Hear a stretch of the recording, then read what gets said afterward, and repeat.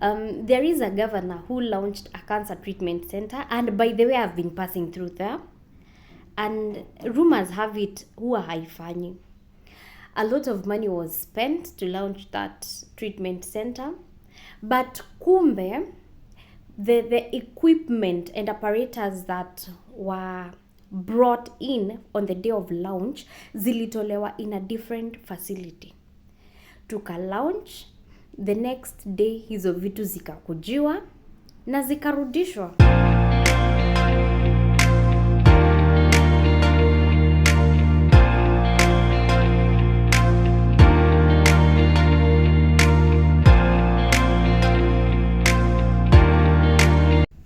Thank you for joining us on 254 Political Checklist and Politricks Arena.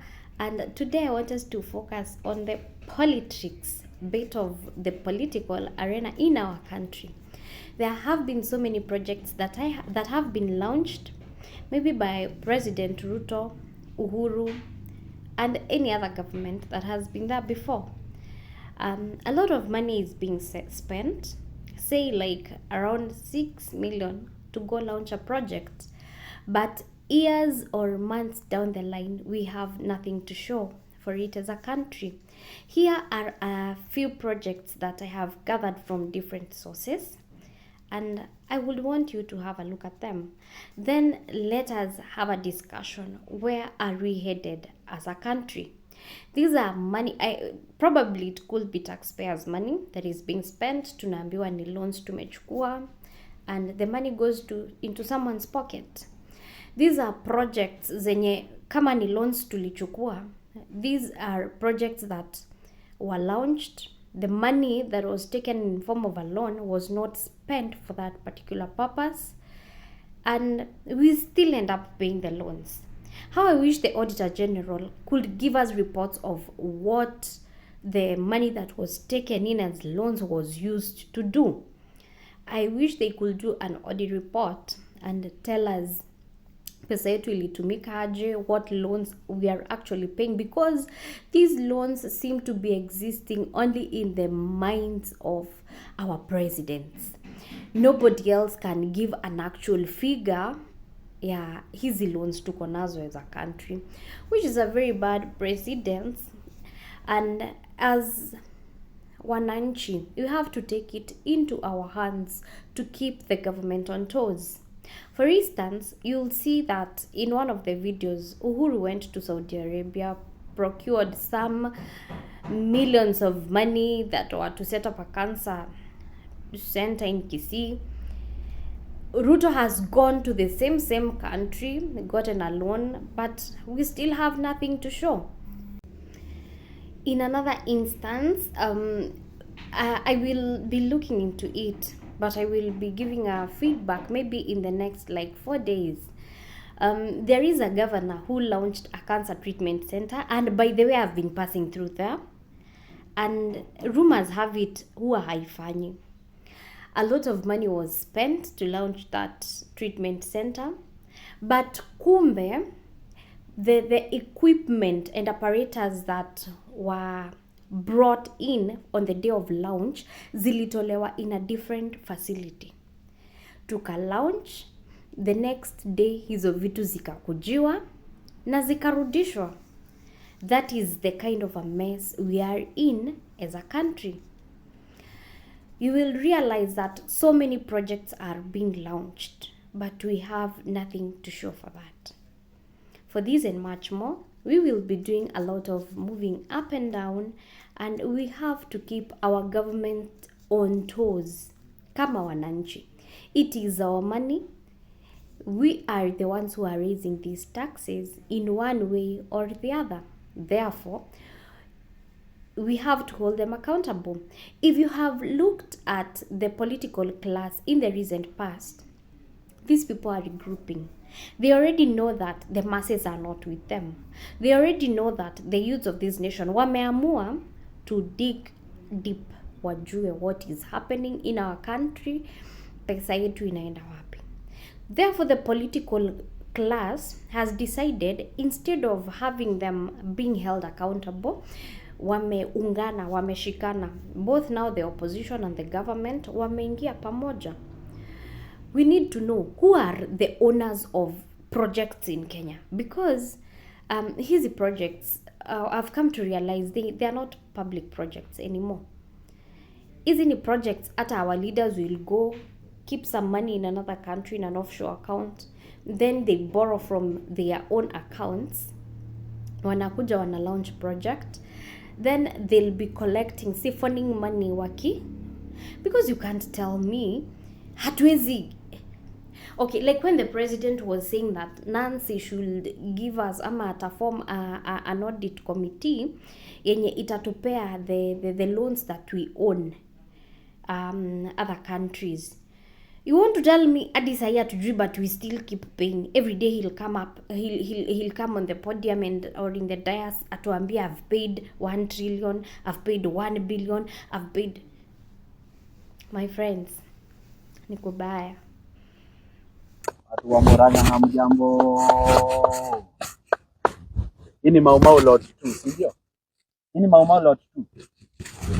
So now I'm at Mutati Tea Collection Center.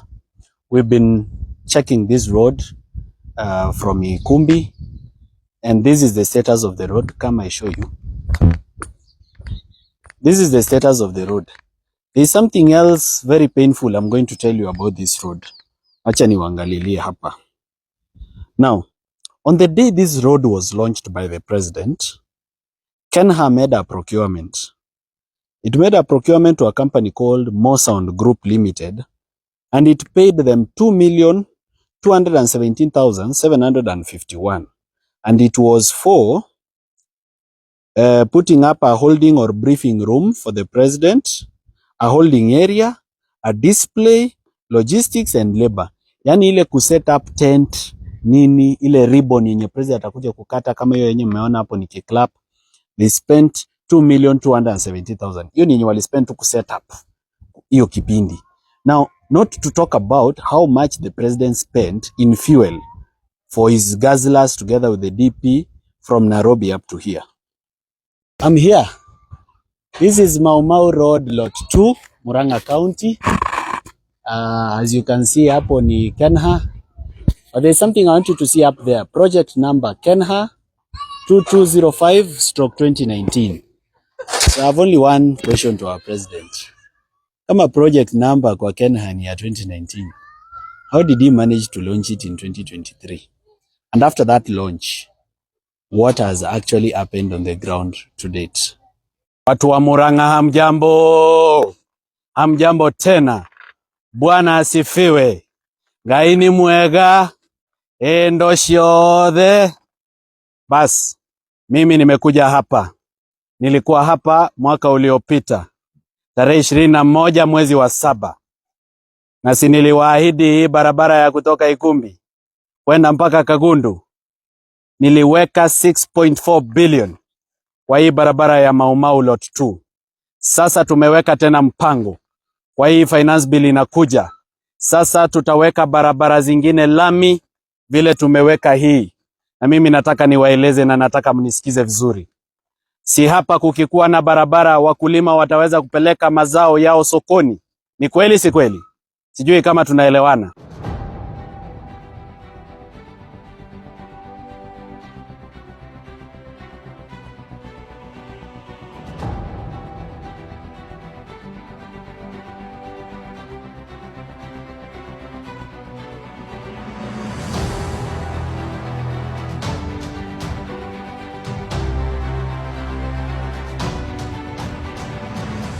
Leo nimefika hapa vile kwa sababu ya barabara hii. Barabara ni muhimu kwa sababu inatusaidia kuendesha kilimo, kuendesha biashara, kuendesha uchumi na kufanya mambo ya usafiri kuwa rahisi. Mdomo tamu tamu, leri imeanza, kazi imeanza. Ndio hiyo leri yenye inaelekea Nairobi. Ndio hiyo, si mnaiona? Ndio hiyo. Kazi imeanza. Kenya tunasonga mbele. Mdomo tamu.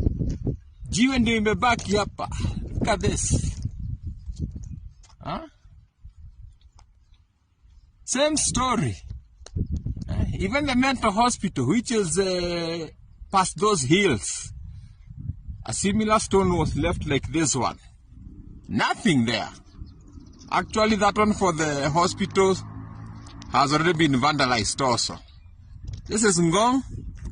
This is the place where you are shown that the works have started, but as you can see, there is no seeing. Ladies and gentlemen, as you are aware, increased cases of cancer have become a matter of serious concern, not only to my administration, but to Kenyans as a whole. And it is for this reason that 2 years ago, my administration committed to mobilize resources for the establishment of 4 cancer centers of excellence in the country. I'm happy to say that Kisii is going to be the first beneficiary of this initiative. Indeed, the national government will invest approximately 2 billion shillings in this facility, because Governor Ongwae, as you know from your days as a permanent secretary, hii pesa tunakopa lazima tutalipa. Kwa hivyo hatuwezi kusema Saudi Arabia imetupatia pesa. Hajawatupatia pesa, wametupatia mkopo ambao tutalipa. Nyinyi mnajua hii kazi imekuwa pending kwa muda, lakini nilienda nchi ya Saudia mwaka uliopita, nikakubaliana na ndugu zetu wa kule ili tuunganishe usaidizi wao na usaidizi wa watu wa Badea na serikali ya Kenya, ili hapa Kisii tujenge Center of Excellence ya mambo ya cancer ama saratani. I want us to do this together. Yes, you and I. We can do it for our country. If you know of a project that was launched kwenu, maybe by the previous administration or by the current administration, and uko sure president ama governor ali launch, or even a cabinet secretary, na haikufanyika, be it at a factory, be it whatever project, hata kama ni barabara, kindly you can send us the location on WhatsApp. You can also send me a text message and I will be following up from there. My number, I'll pin it down there, and we can always do this together. We can always do this together as 254 Political Checklist and Politricks Arena. Thank you for joining us. Thank you for being tuned. See you on the next episode.